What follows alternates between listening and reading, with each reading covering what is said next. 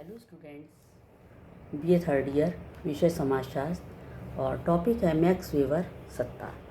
इससे पूर्व max weber का जीवन चरित्र और रचनाएं, ये पहले पार्ट में मैं आपको समझा चुकी हूँ और अब ये सेकंड पार्ट है इस टॉपिक का, सत्ता। सत्ता का क्या अर्थ है? सत्ता को समझने से पहले शक्ति को समझ लेना आवश्यक होता है, क्योंकि शक्ति से ही सत्ता तक पहुंचते हैं।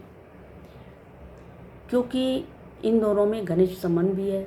वेबर कहते हैं कि शक्ति उन लोगों में निहित होती है जो दूसरों के व्यवहार को उनकी इच्छा के विरुद्ध प्रभावित कर सकते हैं। इस प्रकार शक्ति का तात्पर्य है कि एक व्यक्ति द्वारा उसकी इच्छा के विरुद्ध अपनी इच्छा को उस पर थोपना और वो व्यक्ति जैसा चाहता है वैसा काम उससे करवा लेना, ये होती है शक्ति। और जब यही शक्ति को जब वैधानिक स्वीकृति मिल जाती है तो उसे सत्ता कहते हैं। मतलब जिसे कानून के दायरे में जब वो ऐसी शक्ति आ जाती है तो उसे सत्ता कहा जाता है। वीर स्ट्रीट कहते हैं कि सत्ता शक्ति से भिन्न होती है। सत्ता का संबंध पद या परिस्थिति से होता है, जबकि शक्ति का व्यक्ति से संबंध होता है। सत्ता सदैव संस्थाकृत होती है, अतः विशिष्ट रूप से मूल्यवान समझी जाती है।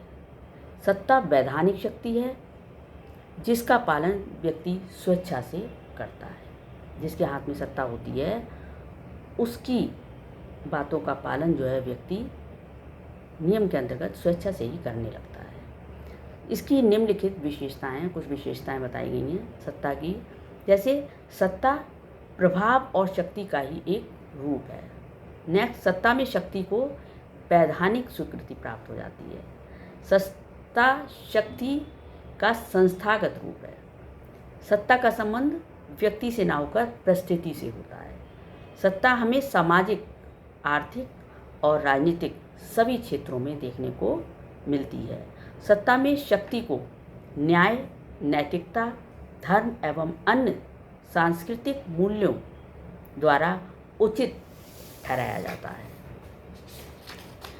इसके बाद है सत्ता के प्रकार। सत्ता कितने प्रकार की होती है? सत्ता 3 प्रकार की होती है: वैधानिक सत्ता, परंपरागत सत्ता और चमत्कारिक सत्ता या फिर करिश्माई सत्ता। अब पहला है वैधानिक सत्ता। वैधानिक सत्ता किसे कहते हैं? सत्ता का एक रूप वैधानिक है। राज्य द्वारा बनाए गए कानूनों के अनुसार कई पद इस प्रकार के होते हैं जिनके साथ एक विशिष्ट प्रकार की सत्ता जुड़ी होती है। अतः जो भी व्यक्ति उन पदों को धारण करता है उनके हाथों में उन पदों से संबंधित सत्ता भी पहुंच जाती है। जैसे किसी महाविद्यालय का प्राचार्य, तो प्राचार्य का जो पद है वो भी एक सत्ता के अंतर्गत आता है। उसे ऐसी सत्ता मिल जाती है जिसमें वो पूरे पूरे महाविद्यालय का कर्ता बन जाता है। वो जैसा चाहता है वैसा वो करता है, यहाँ तक कि उसमें फिर वो अपनी व्यक्तिगत इच्छाएं भी थोपने लगता है। दूसरा है परंपरागत सत्ता।